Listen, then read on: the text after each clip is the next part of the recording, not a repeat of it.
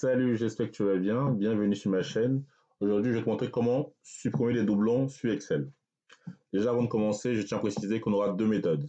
Une méthode qui va marcher pour toutes les versions d'Excel que vous avez. Et une deuxième méthode qui marchera uniquement sur la dernière version d'Excel. OK?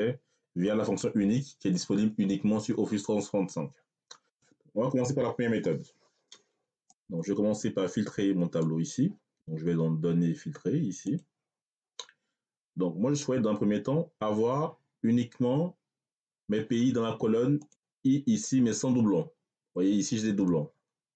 J'ai plusieurs fois le même pays. OK?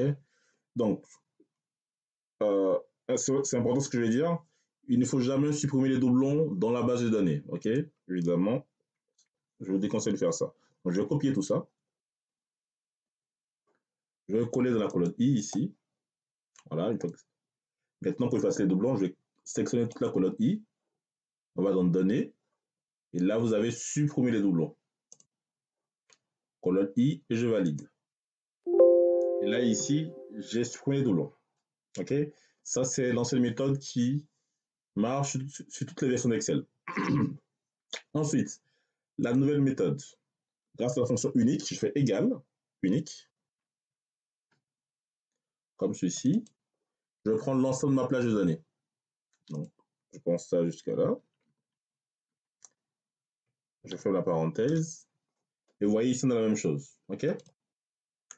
Donc, certes, le résultat est le même, mais l'avantage de la fonction, c'est que je peux faire évoluer ici mes données. Je m'explique.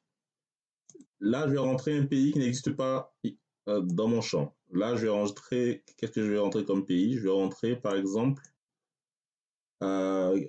l'Égypte. Je viens ici, on est d'accord? L'Égypte ne fait pas partie d'ici. Là, je viens là, je vais écrire Égypte.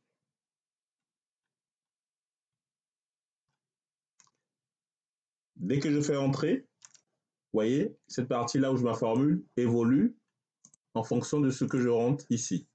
Là, je rentre Égypte. Là, je vais rajouter Costa Rica. Dès que je valide, vous voyez ici, vous avez Costa Rica, ainsi de suite. OK? Donc, la partie en jaune, c'est la partie avec la formule unique. Et là, cette partie, c'est une partie assez manuelle, c'est-à-dire on a fait un copier-coller cette partie-là, on a collé un supprimé des doublons. Donc, évidemment, cette option-là est la plus efficiente. OK? Et donc, l'avantage de la formule, c'est que je peux ranger aussi mes données. Donc, vous voyez là, c'est un peu en vrac. Mais si avant la fonction unique, je fais la fonction trier, par exemple, pour ranger mes données. Donc, trier. Voilà, point virgule. Ordre de tri, je vais faire, ici je choisis croissant. Je ferme la parenthèse. Automatiquement, il range mes pays dans l'ordre croissant. Si ici je choisis, par exemple, décroissant, donc c'est-à-dire, excusez-moi, décroissant, du coup c'est -1, il va trier de Z à A. Ça fait ça, ok? Voilà.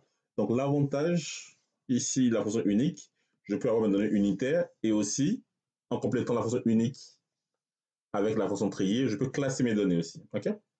Voilà. Donc, vous avez ça, ok? Donc mon tableau, regardez ici, il fait exactement 6000 lignes, ok? Donc là, je rentre encore dans notre pays pour vous montrer à quel point la fonction unique est géniale. Je rentre, quel pays je vais rentrer? Je vais rentrer par exemple, est-ce que j'ai l'Espagne ici? Je n'ai pas l'Espagne, je vais rentrer l'Espagne. Automatiquement, c'est pris en compte ici. Ok? Voilà, c'est tout pour moi. Si cette petite formation vous a plu, n'hésitez surtout pas à vous abonner. Je vous dis à très bientôt et au revoir.